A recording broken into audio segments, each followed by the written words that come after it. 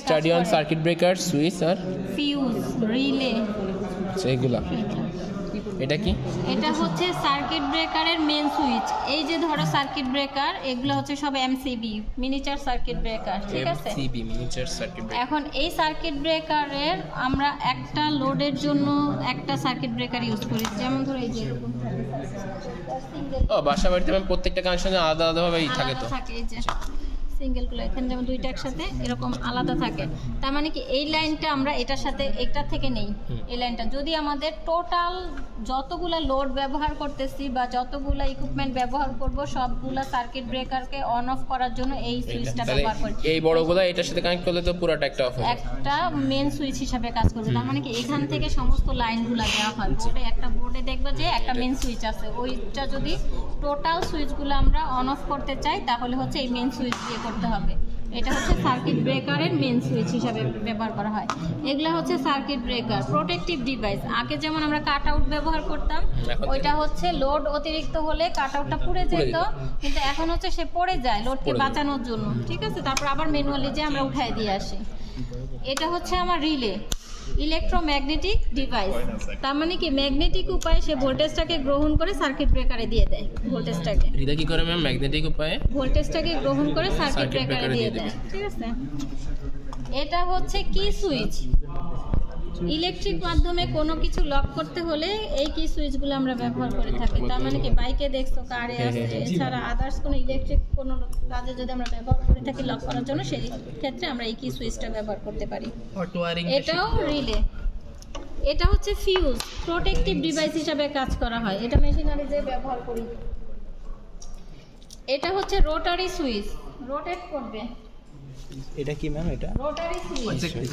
এটা কি সুইচ? এটা হচ্ছে রোটারি সুইচ। তার মানে কি এটা ঘূর্ণায়মান, দেখছো না রেগুলেটরের মতো। এটা শুধু হালকা অন অফ করার ক্ষেত্রে আমরা ব্যবহার করে থাকি। আরেকটা ফিউজের মানটা চেঞ্জ করা যাবে। এটাও রোটারি সুইচ। এগুলো হচ্ছে ভারী, ঠিক আছে? বেশি বড় বড় মেশিনারি যে আমরা এই ভারীগুলো ব্যবহার করি। তেমন যে স্ট্যান্ড ফ্যান দেখছো না, আবার টেবিল ফ্যান, দুইটার মধ্যে আলাদা পার্থক্য আছে না? ওগুলোর ইয়ে থাকে বেশি হার্ড মেকানিজমগুলো, আর এটা ওইটা থাকে হালকা। তার মানে কি যেই কাজে ব্যবহার করা হয়, জেনারেটরে আমরা এগুলা ব্যবহার করে থাকি এই ভারীগুলা। এটা হচ্ছে সার্কিট ব্রেকারের অটো অন অফ সুইচ। একটা পুশ করলে আরেকটা কাজ করবে, প্রেস করলে আরেকটা কাজ করবে, এরকম। তার মানে কি আমরা হচ্ছে ইনভার্টারের লাইনগুলো নিতে পারি, জেনারেটরের লাইন নিতে পারি। মেন বিদ্যুৎ যদি চলে যায় তখন কি আমরা অটোমেটিকলি অফ হয়ে যায়, ওইটা অন হয়ে যাবে। এই ধরনের কাজে আমরা এগুলো ব্যবহার করি। এটা হচ্ছে ডোর সুইচ। দরজা খুললে ওই যে ইয়াতে থাকে ম্যাম, দরজায় বা ফ্রিজে, রেফ্রিজারেটর বা লিফটে আমরা যে ডোরগুলো ইলেকট্রিক লাইনের মাধ্যমে বা সেন্সরের মাধ্যমে যেগুলো কাজ করতে পারি সেগুলো হচ্ছে এই ডোর সুইচের কাজ করে থাকে।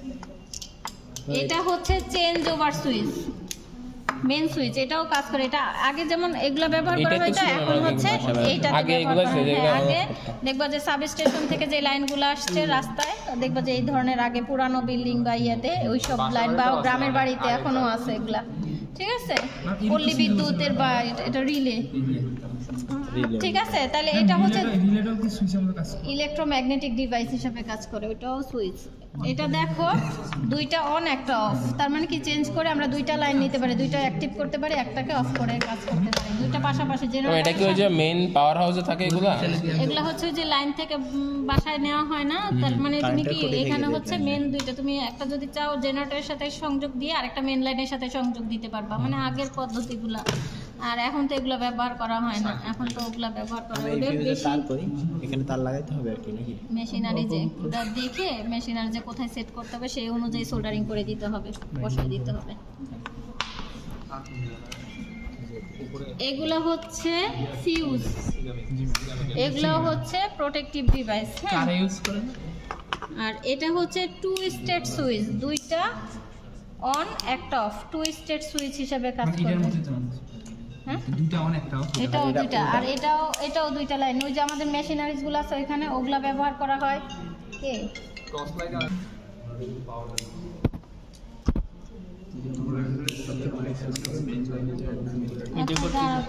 পরে বলি।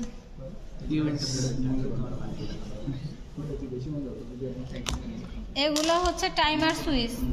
টাইমটা সেট করে দেওয়া থাকবে, আবার নির্দিষ্ট পরিমাণে লো হয়ে যাবে আস্তে আস্তে। টাইমার সুইচ টাইমটা যেখানে কিসে দেখছো মাইক্রোওয়েভ ওভেনে দেখছো, ওয়াশিং মেশিনে Time দেখছো, bomb এ থাকে। এছাড়া টাইম বোমে কেন থাকবে?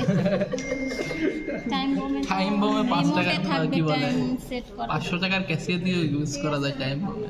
Timer switch.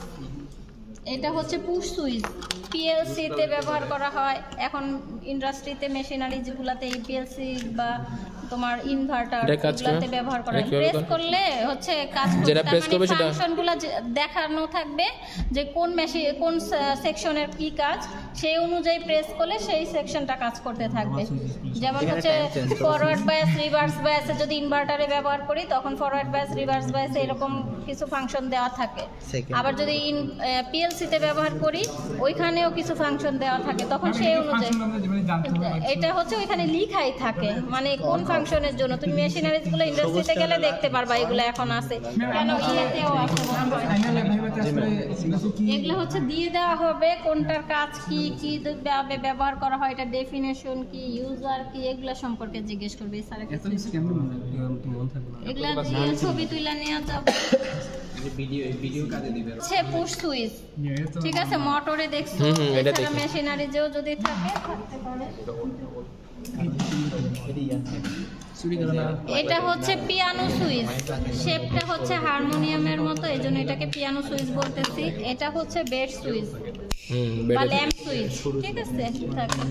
এটা হচ্ছে ফিউজ, এটা সবাই দেখছো আয়রনে আছে, এই যে ধরনের সকেটগুলোতে থাকে, বা রেফ্রিজারেটরে আছে পাওয়ার সেকশনে, তারপরে হচ্ছে তোমার ছবিটা তুলে দাও। টেলিভিশনে পাওয়ার সেকশনে এগুলা দেওয়া থাকে। একটা ফিউজ, দুই পাশে দুইটা ফিউজ দেওয়া থাকে, ওই তো ছোট ছোট ইয়েতে সকেটে আয়রনে। ইয়াতেও থাকে, যে প্লাগেও থাকে।